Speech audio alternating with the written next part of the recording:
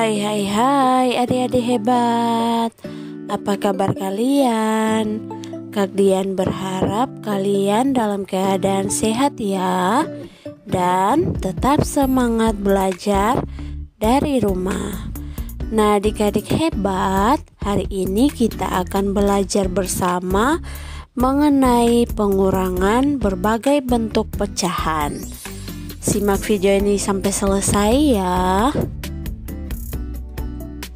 Mengurangi pecahan biasa adalah dasar dari operasi pengurangan pecahan. Secara sederhana, pengurangan pecahan dapat dilakukan ketika penyebut kedua pecahan sama. Sebagai contoh, 3/5 kurang 1/5 sama dengan 3 dikurang 1/5. Jadi kita dapati 3 dikurang 1 adalah 2/5. Jadi ketika kita mengurangi pecahan biasa berpenyebut sama, maka kita langsung menguranginya ya, seperti contoh ini. Nah selanjutnya ada pengurangan bentuk pecahan campuran dengan pecahan biasa. Sebagai contoh, 1/5 dikurang 5/6.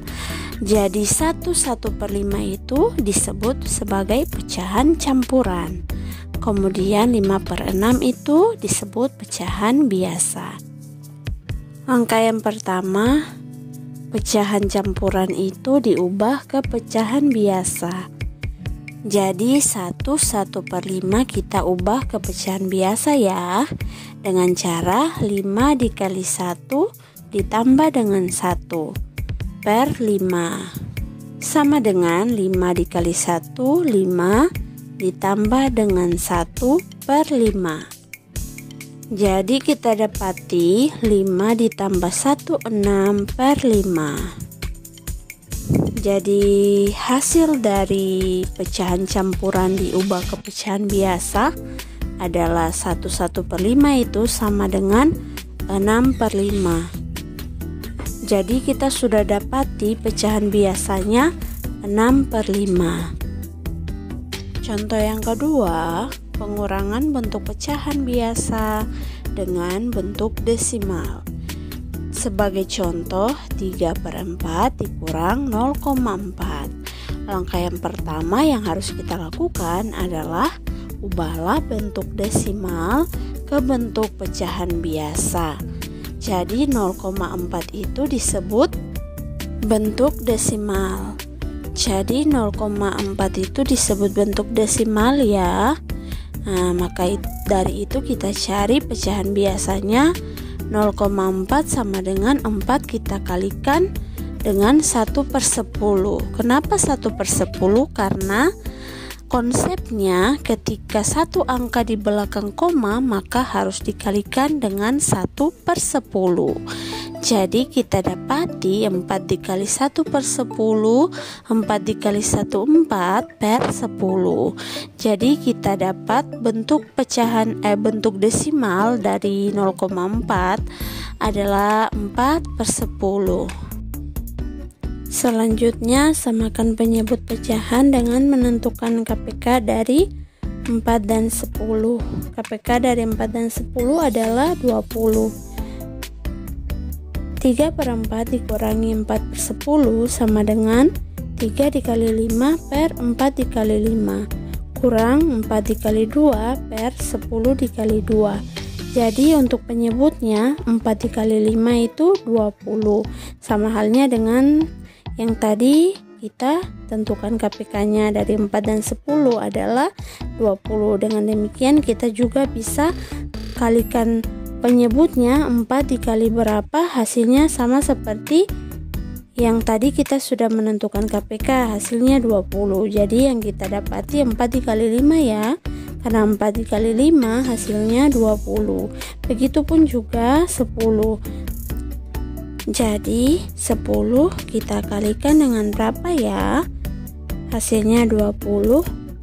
Ya, betul sekali. 10 dikali 2 hasilnya 20.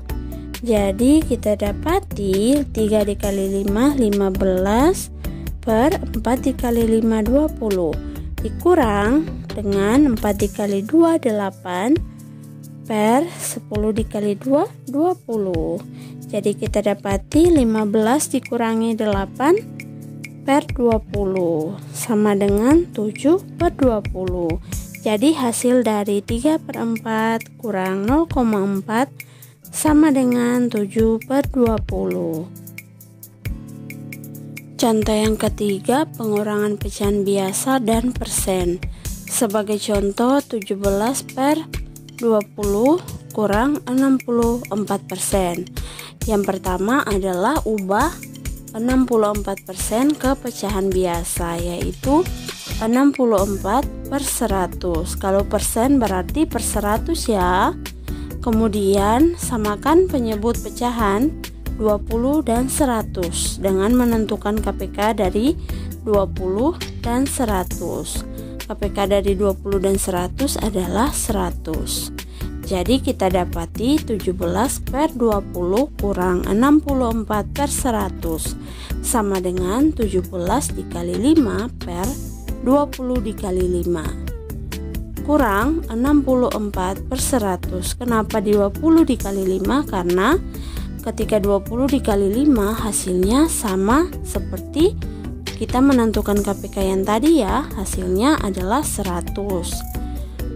Sama dengan 85 dikurang 64 per 100 sama dengan 21 per 100. Jadi 17 per 20 kurang 64% sama dengan 21 per 100.